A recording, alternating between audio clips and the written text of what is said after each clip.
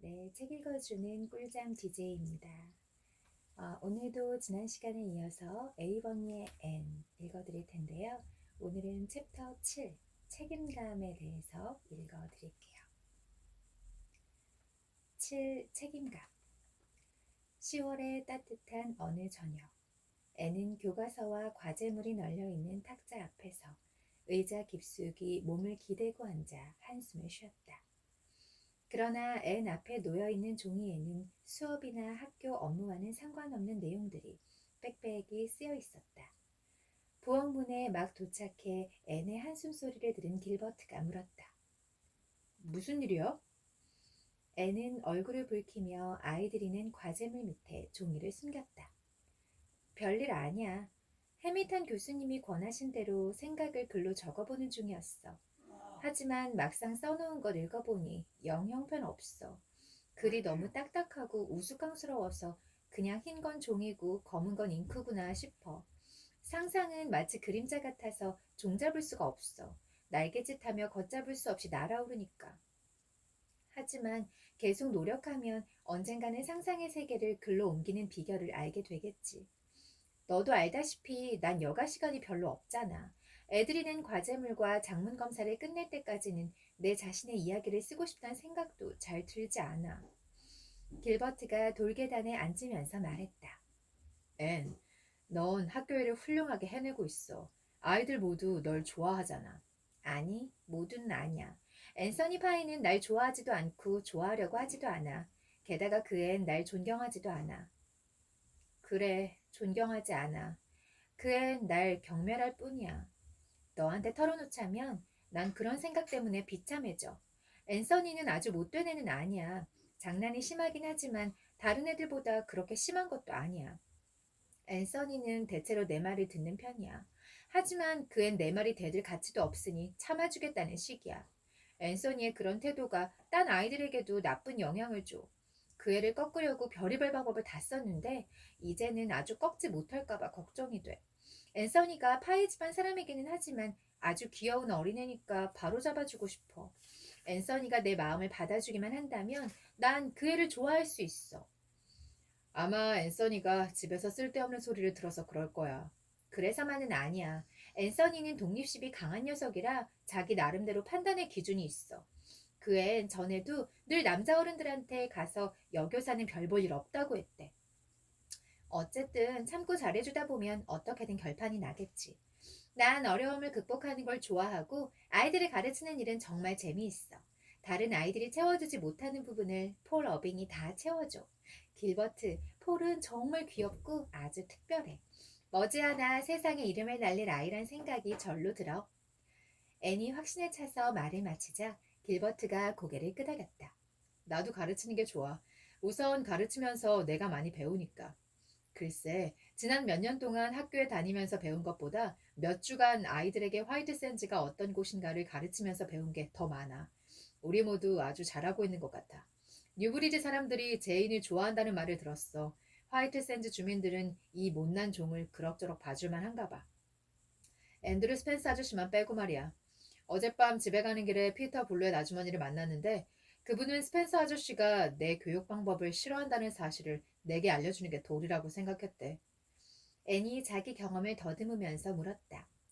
사람들이 어떤 문제를 너에게 알려주는 게 자기 도리라고 생각한다고 말할 땐 기분 나쁜 말을 들을 거라는 사실을 알고 있지? 왜 사람들은 기분 좋은 이야기를 해주는 건 도리로 여기지 않는 걸까? 돈넬 부인이 어제 또 학교에 와서 하먼 앤드루스 부인이 내가 아이들에게 옛날 이야기를 들려주는 걸 탐탁치 않게 여기고 있고 로저슨 씨는 프릴리의 산수 실력이 빨리 늘지 않는다고 짜증낸다는 사실을 나에게 알려주는 게 도리라고 생각했다고 하더군. 석판 너머로 남자애들한테 눈웃음 치는데 두리는 공을 조금만 아껴도 프릴리는 산수 실력이 훨씬 나아질 거야. 내가 그 현장을 잡을 수는 없다 해도 잭 길리스가 프릴리의 산수 문제를 대신 풀어주는 건 확실한 것 같아. 돈넬 부인이 그렇게 애지중지하는 아들은 결국 그 고상한 이름을 받아들이게 됐니? 앤이 웃으면서 대답했다. 하지만 정말 힘들었어. 처음엔 세인트 클레어라고 두세 번씩 부를 때까지 이 녀석이 들은 척도 안 하는 거야. 다른 아이가 옆구리를 쿡쿡 찌르면 그제야 뿌루퉁한 얼굴로 쳐다보더라고. 자기를 존이나 찰리라고 부르기는 한 것처럼 자기를 부르는지 몰랐다는 듯이 말이야. 그래서 어느 날 저녁 수업이 끝난 뒤에 세인트 클레어를 붙잡고 다정하게 이야기를 했어. 네 엄마가 널 세인트 클레어라고 부르길 원하시니까 내가 거역할 수 없지 않느냐고 말이야. 세인트 클레어는 이해를 잘하는 아이라서 내가 설명을 끝낼 쯤엔 무슨 말인지 알아들었어. 그 앤 내가 세인트 클레어라고 부르는 건 괜찮지만 다른 아이가 그러면 주둥이를 날려버리겠다고 말했어. 물론 나는 그런 상스러운 말을 쓰면 안 된다고 다시 한번 타일러야 했지. 그 후로 난 그 애를 세인트 클레어라고 부르고 아이들은 제이콥이라고 불러. 그 밖에 다른 일은 없었어. 클레어는 내게 목수가 되고 싶다고 했는데 돈넬 부인은 클레어를 대학 교수로 만들고 말 거래. 대학이란 말에 길버트는 곧 딴 생각에 빠져들었다. 미래는 무한한 가능성이 펼쳐져 있는 한 번도 경험해보지 못한 세계지만 앤과 길버트는 젊은이들이 흔히 그렇듯이 부푼 꿈을 안고 진지하게 자신의 계획과 소망에 대해 한동안 이야기를 나누었다. 요사이 의사가 되기로 마음을 굳힌 길버트는 열심히 설명했다. 의사는 정말 멋진 직업이야. 사람은 평생 존재하는 모든 것들과 싸워야 해. 전에 누군가가 인간은 투쟁하는 동물이라고 말했지. 난 질병과 고통과 무지와 싸울 거야. 이 세 가지는 서로 연결되어 있는 문제지. 난 나에게 주어진 숭고한 임무를 완수해서 역사가 시작된 이래 훌륭한 사람들이 쌓아온 인류의 지식에 조금이라도 보탬이 되고 싶어. 나보다 먼저 살았던 사람들이 날 위해 많은 것들을 베풀어 줬으니 나도 후세를 위해 뭔가를 이룩하여 보답하고 싶어. 그것만이 한 인간이 인류에게 입은 은혜를 갚을 수 있는 유일한 길인 것 같아. 앤이 꿈꾸듯이 말했다. 나는 사람들의 인생에 아름다움을 더해주고 싶어. 학문적 업적을 남기는 일이 아주 고귀한 포부라는 건 알지만 난 사람들에게 그저 지식만을 전해주고 싶지는 않아. 그보다는 사람들이 나로 인해 더욱 기쁘게 살아갈 수 있도록 하고 싶어. 그리고 내가 살아있지 않았다면 존재하지도 않았을 작은 기쁨이나 행복한 생각들을 간직하고 싶어. 길버트가 존경스러운 눈빛으로 말했다. 넌 하루하루 그 꿈을 실현시키고 있는 것 같아. 길버트의 말은 옳았다. 애는 본디부터 밝은 아이였다. 인생길을 걸어가면서 여린 햇살처럼 흩어져 있는 미소와 말을 잃지 않고 살아온 덕분에 그 인생의 주인공인 애는 적어도 현재의 삶을 희망적이고 달콤하고 아름다운 것으로 바라보고 있었다. 마침내 길버트는 아쉬워하며 자리를 털고 일어났다. 난 이만 맥퍼슨 댁에 가봐야겠어. 오늘 무디 스퍼전이 안식일을 지키려고 퀸스 전문학교에서 집으로 돌아온댔거든. 보이드 교수님이 나에게 빌려주신 책을 무디가 가져오기로 했어. 난 집에 가서 다과상을 준비해야 해. 마릴라 아주머니가 오늘 저녁 키스 아주머니를 만나러 가셨는데 곧 돌아오실 거야. 마릴라가 돌아왔을 때 애는 상을 차려놓았다.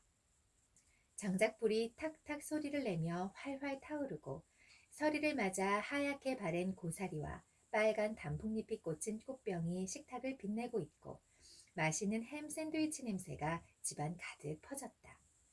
그러나 마릴라는 깊이 한숨을 쉬며 의자에 털썩 주저앉았다. 애니 걱정스러워하며 물었다. 눈이 아프세요? 두통인가요? 아니다. 그냥 좀 피곤해. 정말 걱정이구나. 메리와 그 자식들 말이다. 메리는 몸이 아주 안 좋아. 얼마 못 살 걸 같다나. 그 쌍둥이들은 어찌 될지. 쌍둥이의 외삼촌한테서는 아직 연락이 없나요? 아니, 편지를 받긴 받았대. 그 사람은 벌목장에서 일하는데 무슨 말인지는 모르겠지만 거기 처박혀 있다나 어쨌거나 그 사람은 봄이 올 때까지 쌍둥이를 데리고 있지 못할 것 같다고 했다는구나. 봄이 오면 결혼을 하고 아이들과 살 집을 장만하겠단다. 그러니 이번 겨울엔 아이들을 돌봐줄 만한 이웃을 찾아보라고 했대. 메리는 부탁할 사람이 없다는구나. 이스트 그래프턴 사람들과 친하게 지내지 않았거든. 그건 사실이야. 결국 메리는 내가 그 아이들을 돌봐주길 바라고 있는 것 같아. 그런 말은 하지 않았지만 얼굴에 그렇게 쓰여 있더구나. 앤은 흥분해서 두 손을 꼭 잡았다. 어머나, 마릴라 아주머니, 물론 아이들을 데려오실 거죠? 그렇죠? 마릴라는 약간 날카롭게 말했다. 아직 결정하지 않았어. 난 너처럼 무슨 일에나 앞뒤 가리지 않고 뛰어들지 않아. 팔촌은 꽤 먼 친척이야. 6살짜리 아이 둘을 데리고 있는 것도 보통 일은 아닐 거야. 그것도 쌍둥이를 말이다. 마릴라는 쌍둥이들은 보통 애들보다 훨씬 버릇이 없을 거라고 생각했다. 쌍둥이가 얼마나 재밌다고요. 한 쌍일 때는 말이에요. 지겨워지는 건 두 쌍, 세 쌍 있을 때죠. 제가 학교에 가고 없을 때도 누군가가 아주머니께 재롱을 떨어주면 좋잖아요. 난 별로 좋을 것 같지 않구나. 오히려 근심만 들고 귀찮아지겠지. 그 아이들의 나이가 네가 처음 왔을 때만큼이나 된다면 또 모르겠다. 도라는 착하고 얌전해 보여 별 걱정이 없는데 데이비라는 애는 말썽꾸러기라서. 아이들을 좋아하는 애는 키스 부인의 쌍둥이들이 걱정스러웠다. 앤에게는 어느 누구의 보살핌도 받지 못한 어린 시절의 기억이 아직도 생생히 남아있었다. 앤은 마릴라의 유일한 약점이 자기 일이다 싶으면 무서울이 많지 애착을 갖는 점이라는 사실을 알고 있었다. 그래서 그 점을 이용해 교묘하게 자기 생각을 늘어놓았다. 마릴라 아주머니, 데이비가 말썽꾸러기라면 더욱더 교육을 잘 받아야 하잖아요. 안 그래요? 우리가 그 애들을 돌봐주지 않으면 어떤 사람이 맡아서 어떤 환경에서 키울지 누가 알겠어요. 키스 아주머니 옆집에 사는 스트로프네스 씨가 그 애들을 데리고 간다고 생각해 보세요. 린드 아주머니는 헨리 스트로프 씨만큼 교활한 사람은 본 적이 없다며 그 사람 자식들이 하는 말은 한마디도 믿지 말라고 하셨어요. 쌍둥이가 그런 걸 배우며 자라야 한다니 어디 말이나 되는 소리예요? 또 그 애들이 위긴스네로 간다고 생각해 보세요. 위긴스 아저씨는 집에 있는 쓸만한 물건은 몽땅 내다 팔아서 그 집 가족들은 탈지유를 먹고 산대요. 아무리 팔촌이라도 친척인데 그 애들이 굶어 죽는 걸 보고 싶으시진 않죠? 마릴라 아주머니, 그 애들은 우리가 데리고 있어야 해요. 마릴라는 마지못해 동의했다. 그럴 것 같구나. 내일쯤 메리한테 그 애들을 데려오겠다고 할까 보다. 앤, 그렇게 좋아할 건 없다. 아이들이 오면 넌 일거리만 늘 뿐이니까. 난 눈이 나빠 바느질도 할 수 없어. 그러니 애들 옷을 만들고 고치는 일은 네가 맡아야 할 거야. 넌 바느질하기를 싫어하잖니? 앤이 조용히 대꾸했다. 네, 싫어하죠. 하지만 아주머니가 의무감을 가지고 기꺼이 그 아이들을 데려오신다면 저도 의무감을 가지고 애들 옷을 꿰맬 수 있어요. 때로는 싫어하는 일도 기꺼이 해야만 할 때가 있거든요. 어느 정도는요. 그 다음은 8장인데요. 마릴라가 쌍둥이를 데려오다 라는 제목의 이야기입니다. 8. 마릴라가 쌍둥이를 데려오다. 레이첼 린드 부인은 몇 년 전에 어느 날 저녁 매슈 커스버트가 입양아를 데리고 마차를 몰아 언덕을 넘어왔을 때와 마찬가지로 침대볼을 뜨며 부엌 창가에 앉아 있었다. 그러나 그때는 봄이었고 지금은 늦가을이다. 앙상한 나뭇가지에 들판은 메말라 갈색빛을 띠고 있었다. 해가 자줏빛, 금빛 햇살을 뿌리며 에이번이 서쪽 어두운 숲 너머로 뉘엿뉘엿 넘어가고 있을 때 작은 갈색 조랑말 한 마리가 마차를 끌고 언덕 아래로 한가롭게 내려오고 있었다. 린드 부인은 그 마차를 뚫어져라 쳐다보며 부엌의 긴 의자에 누워있는 남편에게 말했다. 마릴라가 장례식에 갔다가 돌아오고 있어요. 요즘 토머스 린드 씨는 전보다 자주 의자에 눕곤 했는데 자기 집 일보다 남의 일에 눈치가 더 빠른 린드 부인은 아직 그 사실을 알아차리지 못하고 있었다. 그리고 마릴라가 쌍둥이를 데리고 오네요. 맞아요. 데이비가 흙밭기 너머로 몸을 숙여 조랑말 꼬리를 잡으니 마릴라가 애를 잡아 끌어 자리에 도로 앉히고 있어요. 도라는 얌전하게 의자에 앉아있네요. 도라는 언제 봐도 깔끔하고 말쑥해요. 이런 불쌍한 마릴라는 분명히 올 겨울에 눈꽃 틀 새 없이 바쁠 거예요. 하지만 마릴라로서는 이런 상황에서 데려올 수밖에 없다고 봐요. 앤에게 도와달라고 하겠죠. 앤이 이 사실을 안다면 너무 기뻐서 자다가도 벌떡 일어나겠네요. 앤은 정말 애를 잘 봐요. 어쩜 죽은 매슈가 앤을 데려오고 마릴라가 애를 키운다고 사람들이 모두 비웃던 때가 바로 엊그제 같은데 이번엔 마릴라가 쌍둥이를 데려오다니. 죽는 날까지 놀랄 일이 아주 없진 않을 거예요. 살진 조랑말이 린드 골짜기에 있는 다리를 건너 초록 지붕집으로 이어지는 샛길을 터벅터벅 걸어가고 있었다. 마릴라의 얼굴은 약간 일그러진 상태였다. 이스트 그랩턴에서 16km를 오는 동안 데이비 키스는 무엇에 홀린 아이처럼 잠시도 가만히 있지 못했다. 데이비를 얌전히 앉아있게 하는 것은 마릴라의 능력 밖이었다. 마릴라는 돌아오는 길 내내 데이비가 행여 마차 뒤로 굴러떨어져 목이 부러지지는 않을까, 조랑말 발굽에 차이지는 않을까 조마조마했다. 막막해진 마릴라는 데이비더러 집에 가기만 하면 회초리 맛을 톡톡히 보여주겠다고 겁을 줬다. 그 말을 들은 데이비는 이제 고삐는 아랑곳하지 않고 마릴라의 무릎에 기어올라가 통통한 두 팔을 마릴라의 목에 두르고 꼭 껴안았다. 데이비는 마릴라의 쪼글쪼글한 뺨에 다정하게 입을 맞추며 말했다. 정말? 아주머니는 얌전하게 굴지 않는다고 아이를 마구 때릴 것 같진 않아요. 아주머니도 나만 할 땐 가만히 있기가 굉장히 힘들지 않았어요?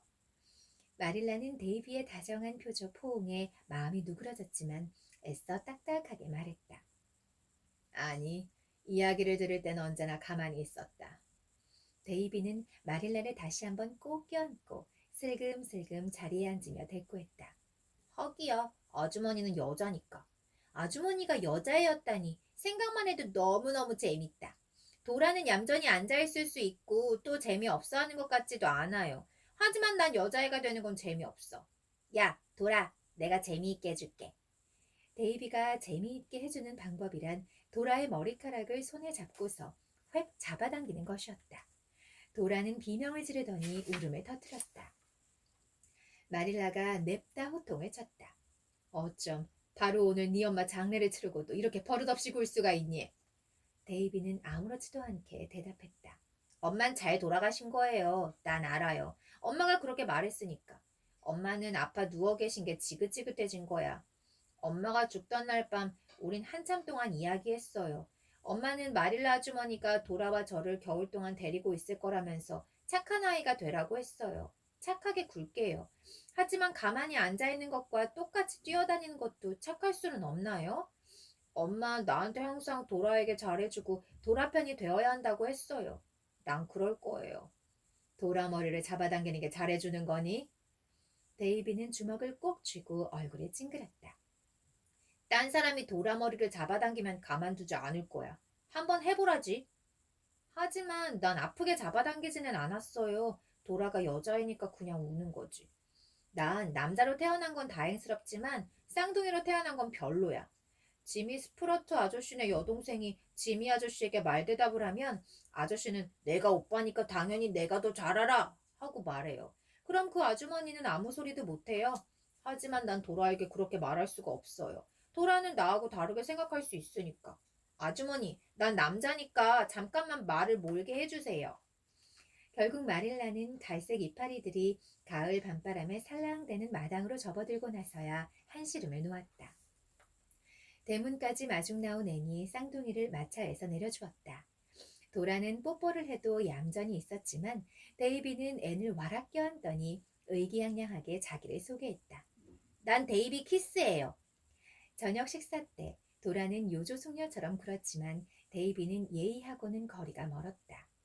마릴라가 야단을 치자 데이비가 대꾸했다. 난 너무 배가 고파서 얌전하게 못 먹겠어요. 도라는 내 반만큼도 배가 고프지 않을 거야. 내가 여기까지 오면서 했던 일을 생각해 보세요. 이 케이크는 정말 맛있네. 건포도도 잔뜩 들어있고. 우린 아주 오랫동안 집에서 케이크를 먹어보지 못했거든요. 엄마는 아파서 케이크를 만들 수 없었고 스트루트 아저씨는 우리한테 빵을 구워줄 만큼 구워줬다고 했어요. 그리고 위긴스 아주머니는 절대 케이크에 건포도를 넣지 않아요. 해도 너무해. 하나 더 먹어도 돼요? 마릴라는 안 된다고 하려 했는데 앤이 커다랗게 케이크 한 조각을 더 잘라주었다. 그러면서 앤은 데이비에게 고맙다는 인사를 잊지 말라고 했다. 데이비는 앤을 보고 그냥 씩 웃더니 케이크를 한 입 덥석 물었다. 데이비는 한 조각을 다 먹어치우고 나서 말했다. 한 조각 더 주면 고맙다고 할게요. 마릴라는 앤이 익히 들어온 데이비가 마지막이라는 것을 배우게 될 말투로 말했다. 안 돼. 넌 이미 먹을 만큼 먹었다. 데이비는 앤에게 눈을 찡긋하더니 식탁 위로 몸을 뻗어 도라가 쥐고 있는 케이크 한 조각을 낚아챘다. 그 케이크는 도라가 이제 겨우 한 입 베어 먹고 나서 손에 쥐고 있던 것이었다. 데이비는 입을 크게 벌리고 도라에게서 뺏은 케이크를 한 입에 다 집어넣었다. 도라의 입술이 파르르 떨렸고 마를라는 놀라서 말문이 막혔다. 앤이 교사답게 즉시 타일렀다. 아니 데이비, 그건 신사답지 못한 행동이야. 데이비는 입안에 든 케이크를 삼키기가 무섭게 대꾸했다. 그건 나도 알지만 난 신사가 아니야. 앤이 놀라서 물었다. 그럼 넌 신사가 되고 싶지 않니? 물론 되고 싶어. 하지만 어른이 되기 전에는 신사가 될 수 없잖아. 앤은 버릇을 단단히 고쳐놓을 생각으로 맞받아 말했다. 아니야, 넌 될 수 있어. 신사는 어릴 때부터 되기 시작하는 거야. 그리고 신사는 절대 숙녀의 음식을 빼앗지 않아. 고맙다고 말하는 것도 잊지 않고 다른 사람의 머리를 잡아당기지도 않아. 데이비가 솔직하게 말했다. 그럼 신샤는 정말 재미없겠다. 난 어른이 돼서 신샤가 될 때까지 그냥 기다릴래. 마릴라는 혀를 내두르며 도라에게 케이크 하나를 다시 잘라주었다. 마릴라는 그때 데이비를 상대할 기분이 아니었다. 장례식에 다녀오느라 오랫동안 말을 몰았기 때문에 무척이나 고단했다. 그 순간 마릴라는 엘리자 앤드루스처럼 비관적으로 미래를 내다보았다. 도라와 데이비는 쌍둥이지만 서로 똑같이 닮지는 않았다. 도라의 머리칼은 차분하고 윤기가 흐르며 길었다. 데이비는 동글동글한 두상에 헝클어진 노란 곱슬머리였다. 도라의 옅은 갈색 눈동자는 부드럽고 온화해 보였지만 데이비의 눈동자는 개구쟁이처럼 익살맞게 요리조리 굴러다녔다. 도라는 콧날이 오똑했지만 데이비는 누가 보아도 확실한 들창코였다. 도라의 인매는 다소곳했지만 데이비는 늘 입가에 웃음기가 가시지 않았다. 게다가 데이비는 한쪽 볼에만 보조개가 있어서 웃을 때는 귀엽고 익살맞고 균형이 잡히지 않은 모습이었다. 데이비의 작은 얼굴은 구석구석 웃음과 장난기가 넘쳐 흘렀다. 아이들을 주눅들게 하는 것이 가장 손쉬운 방법이라는 생각에 마릴라가 말했다. 애들은 일찍 자는 게 좋겠다. 도라는 내가 데리고 잘 테니 넌 데이비를 서쪽 방에 데리고 가거라. 데이비, 혼자 자도 무섭지 않겠지, 그렇지? 데이비가 태평스럽게 대답했다. 무섭지 않아요. 하지만 아직은 자고 싶지 않아요. 아니, 지금 자야 돼. 기진맥진한 마릴라가 짤막하게 말했지만 그 목소리에는 데이비조차 꼼짝 못하게 하는 힘이 있었다. 데이비는 앤과 함께 순순히 계단을 올라갔다. 데이비가 앤에게 소곤거렸다. 내가 어른이 되면 맨 먼저 밤을 꼴딱 새워서 밤이 어떤 건지 알아볼 테야. 그로부터 몇 년이 흐른 뒤에도 마릴라는 쌍둥이가 초록지붕 집에 머물렀던 첫 주를 생각할 때마다 진저리를 쳤다. 첫 주가 다음 몇 주보다 훨씬 끔찍해서라기보다는 첫 주에 겪은 일들이 새로운 것이기 때문이었다. 데이비가 장난을 치거나 제멋대로 굴다가 일을 저지르지 않고 지나간 날은 단 하루도 없었다. 하지만 가장 끔찍한 사건은 데이비가 온 지 이틀째 되는 일요일 아침에 일어났다. 그날은 포근하고 화창한 9월처럼 아지랑이가 낀 맑은 날이었다. 마릴라가 도라를 챙겨주는 동안 앤이 데이비에게 교회에 갈 옷을 입혔다. 처음에 데이비는 세수를 하지 않겠다고 고집을 피웠다. 마릴라 아주머니가 어제 씻겨줬어. 위긴스 아주머니도 장례식이라며 따가운 비누로 빡빡 문질러 씻겨줬고 그럼 일주일치는 다 씻은 거잖아. 난 너무 깨끗한 건 싫어. 더러운 게 훨씬 편하단 말이야. 앤이 꾀를 냈다. 폴 어빙은 하루에 한 번씩 제 손으로 세수를 한단다. 데이비는 초록지붕집에서 고작 이틀밖에 지내지 않았지만 벌써 앤을 잘 따랐다. 그리고 앤이 귀에 못이 박히도록 칭찬하는 폴 어빙을 싫어했다. 폴 어빙이 매일 얼굴을 씻는다고 하기만 하면 문제는 해결되었다. 데이비 키스는 설령 세수를 하면 죽는다 해도 세수를 했을 것이다. 앤은 똑같은 방법으로 데이비가 몸단장하는 일을 하나하나 신경 써서 고분고분 말을 듣게 부추겼다. 다 끝났을 때 데이비는 정말 말쑥한 꼬마가 되었다. 앤은 데이비를 데리고 교회로 가서 커스버트 집안 지정석에 앉으면서 자랑스러운 기분을 느꼈다. 데이비는 남자애들을 일일이 흘끗흘끗 살피면서 누가 폴 어빙인지 찾아내느라 처음엔 그런대로 점잖은 편이었다. 찬송가 2곡을 부르고 성경 구절을 낭송할 때까지도 별탈 없이 넘어갔다. 사건은 앨런 목사가 기도하고 있을 때 터졌다. 데이비 앞자리에는 로레타 화이트가 앉아 있었다. 금발을 두 갈래로 길게 따 늘어뜨린 로레타가 약간 고개를 숙이자 헐렁한 레이스 위로 탐스러운 하얀 목덜미가 드러났다. 로레타는 차분해 보이는 통통한 8살짜리 여자아이였다. 생후 6달째 엄마 품에 안겨 교회에 처음 왔을 때부터 교회에서 늘 나무랄 데 없이 행동하는 참한 아이였다. 데이비는 주머니에 손을 넣어 털이 촘촘히 난 꿈틀거리는 쇠기벌레를 꺼냈다. 마릴라가 보고 말렸지만 때는 이미 늦었다. 데이비는 쐐기벌레를 로레타의 목에 떨어뜨리고 말았다. 앨런 목사가 한창 기도를 하고 있을 때 벼랑간 찢어지는 듯한 비명소리가 났다. 목사는 깜짝 놀라 기도를 멈추고 눈을 떴다. 신도들도 모두 고개를 들었다. 로레타 화이트가 옷의 뒷자락을 움켜쥐고 자리에서 펄쩍펄쩍 뛰고 있었다. 엄마! 이거 띄워줘! 엄마! 치워줘! 저 못된 놈이 내 목에다 그걸 떨어뜨렸어! 엄마! 아래로 내려가고 있어! 화이트 부인은 굳은 얼굴로 일어나서 미친 듯이 몸부림치는 로레타를 교회 밖으로 데리고 나갔다. 로레타의 비명소리가 멀어지자 앨런 목사는 다시 예배를 진행했다. 그러나 모두들 그날 예배는 그것으로 끝장났다고 생각했다. 마릴라는 난생 처음 성경 구절이 눈에 들어오지 않았고 애는 창피해서 새빨개진 얼굴로 앉아 있었다. 마릴라는 집으로 돌아오자마자 데이비를 방에 가두고 하루 종일 못 나오게 했다. 마릴라는 데이비에게 저녁 식사를 주지는 않았지만 빵과 우유로 대충 때우는 것은 허락했다. 애는 데이비에게 음식을 갖다 주고서 전혀 뉘우치는 기색 없이 음식을 먹고 있는 데이비 옆에 슬픈 표정으로 앉아 있었다. 슬픔에 잠긴 앤의 눈을 보자 데이비는 당혹스러웠다. 데이비는 깊이 생각에 잠겨 말했다. 폴 어빙이라면 교회에서 여자의 목덜미에 쐐기벌레를 떨어뜨리지는 않겠지? 응, 앤이 슬프게 대답했다. 절대 그러지 않지.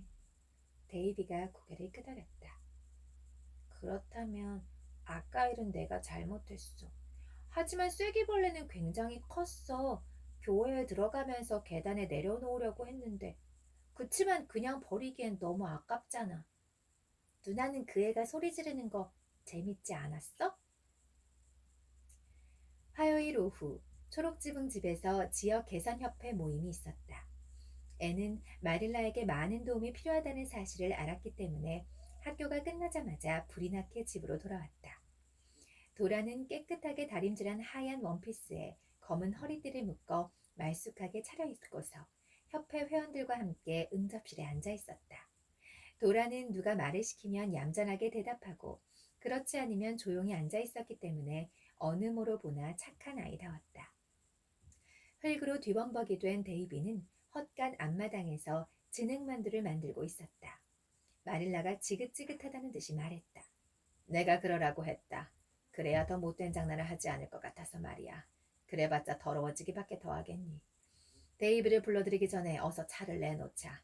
도라는 같이 먹어도 되지만 데이비는 절대로 회원들하고 같은 식탁에 앉아 먹게 할 수가 없어. 회원들에게 차를 권하러 간 애는 도라가 응접실에 없다는 사실을 알아차렸다. 데이비가 현관문 앞에서 도라를 불러냈다고 제스퍼 벨 부인이 말해주었다. 마릴라와 앤은 부엌에서 의논을 하여 두 아이 모두 나중에 간식을 주기로 했다. 차를 반쯤 마셨을 때 불쌍한 아이 하나가 부엌에 들이닥쳤다. 회원들은 모두 깜짝 놀랐고 마릴라와 앤은 어이가 없어서 쳐다보고만 있었다. 저게 도라란 말인가? 흠뻑 젖은 몸에서 물이 뚝뚝 떨어져 마릴라가 한 푼 한 푼 모아 산 새 양탄자를 버려놓은 아이가? 애는 죄인이나 된 것처럼 가족들이 속을 썩이지 않기로 유명한 제스퍼 벨 부인을 힐끗 바라보며 소리쳤다. 도라, 무슨 일이니? 도라가 엉엉 울면서 말했다. 데이비가 돼지요리 단미를 걸으라고 했어요. 하기 싫었지만 자꾸 겁쟁이라고 놀리잖아요. 단미를 걷다가 그만 돼지요리로 굴러 떨어져서 옷이 더러워졌는데 돼지들이 마구 덤벼들었어요. 옷이 엉망이 되니까 데이비가 펌프 밑에 서 있으면 자기가 씻겨준다고 했어요. 그래서 시키는 대로 했어요. 하지만 데이비가 아무리 물을 끼얹어도 옷은 하나도 안 깨끗해지고 예쁜 허리띠랑 구두만 걸레가 돼버렸어요. 마릴라가 도라를 데리고 2층으로 올라가 전에 입던 낡은 옷으로 갈아입히는 동안 애는 식탁에 혼자 앉아 남은 차를 마저 마셨다. 데이비는 마릴라에게 잡혀 밥도 못 먹고 방에 갇혔다. 해질 무렵 애는 데이비 방에 가서 야단부터 치지 않고 차분하게 이야기를 건넸다. 애는 데이비의 행동에 몹시 실망했다고 말했다. 데이비도 잘못했다고 인정했다. 지금은 잘못했다는 생각이 들어. 하지만 난 말썽을 일으키고 난 후에도 그 일이 별로 잘못했다는 생각이 들지 않는단 말이야. 도라가 옷 버린다고 진흙만두 만드는 걸 안 도와주겠다기에 너무너무 화가 났어. 폴 어빙이라면 떨어질 걸 뻔히 알면서 자기 동생한테 돼지요리 단위를 걷게 하진 않겠지? 그래, 폴이라면 그런 일은 꿈도 못 꿀 거야. 폴은 완벽한 꼬마 신사거든. 데이비는 눈을 감고 눈살을 찌푸리더니 잠시 그 문제에 대해 고민하는 것 같았다. 잠시 후 데이비는 앤에게 다가와 목을 끌어안고는 앤의 어깨에 뜨겁게 달아오른 작은 얼굴을 묻었다. 누나, 내가 폴 어빙처럼 착한 아이가 아니어도 날 조금은 좋아하지? 앤은 진심으로 대답했다. 어쨌든 앤은 데이비를 좋아하지 않을 수 없었다. 그야 물론이지. 하지만 그런 못된 장난만 안 하면 지금보다 훨씬 널 좋아할 거야. 데이비는 울먹이는 소리로 말했다. 오늘 장난친 게 또 있는데 누나가 들으면 아주 깜짝 놀랄 일이야. 야단 안 칠 거지? 어? 마릴라 아주머니한테 이르지도 않을 거지? 모르겠다, 데이비. 그래도 말씀은 드려야지. 무슨 짓을 했는지 모르겠지만 다시는 안 그러겠다고 약속하면 나도 마릴라 아주머니한테 얘기 안 한다고 약속할게. 알겠어. 다신 안 그럴게요. 하여튼 앞으로 이보다 더 재미난 일은 없을 거야. 이건 지하실 계단에서 생각해낸 거거든. 데이비, 도대체 무슨 일인데 그러니? 마릴라 아주머니 침대에 두꺼비를 넣어놨어. 하고 싶으면 가서 두꺼비를 꺼내 던져버려도 괜찮아. 하지만 두꺼비를 침대에 그냥 놔두면 아주 재밌는 일이 생길 것 같지 않아? 아니, 너? 애는 찰싹 매달려 있는 데이비를 떼어내고 거실에 지나 급히 마릴라의 방으로 갔다. 마릴라의 침대는 약간 흐트러져 있었다. 앤이 숨을 몰아쉬며 이불을 획 젖히고 보니 정말로 두꺼비 한 마리가 베개 아래서 눈을 끔뻑이며 앤을 쳐다보고 있었다. 앤은 몸서리를 치며 신음소리를 토했다. 이 징그러운 걸 무슨 수로 떼어낸다.